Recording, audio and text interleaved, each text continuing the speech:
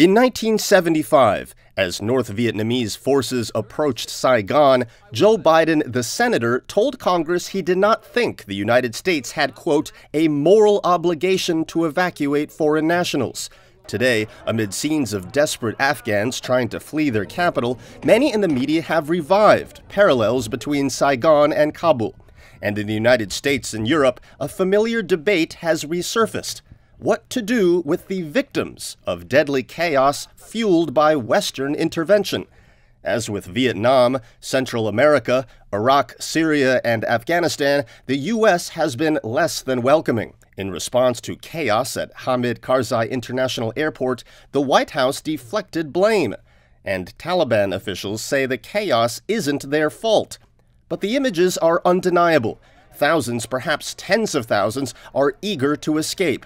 Inside Afghanistan, millions have already been internally displaced by decades of war. Only a tiny fraction of those will leave.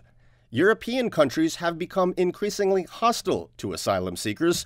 That trend grew as millions fled violence in Syria, much of it funded by U.S. and European intelligence agencies. Now, some EU states say they will open their doors, if only a little. Germany says it's evacuated more than 1,000 people from Afghanistan, but it's unclear how many Afghans. Spain's prime minister says his country will accept around 50 refugees who worked with NATO. Austria and Switzerland have refused to accept large groups. A few Balkan states have offered temporary shelter for refugees as they await visas to the U.S.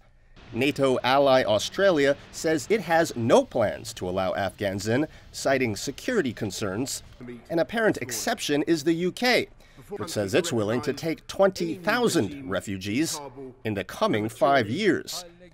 The Turkish president has openly said Turkey is not a safe haven for Afghan refugees. Pakistan and Iran have set up emergency shelters on their borders. Still, as uncertainty reigns, the vast majority of Afghans are not able to leave the country, and never will. Saturday, the United Nations reiterated its warning of a humanitarian crisis. The UN Refugee Agency says the needs of Afghans inside the country must not be forgotten. Dorman, CGTN.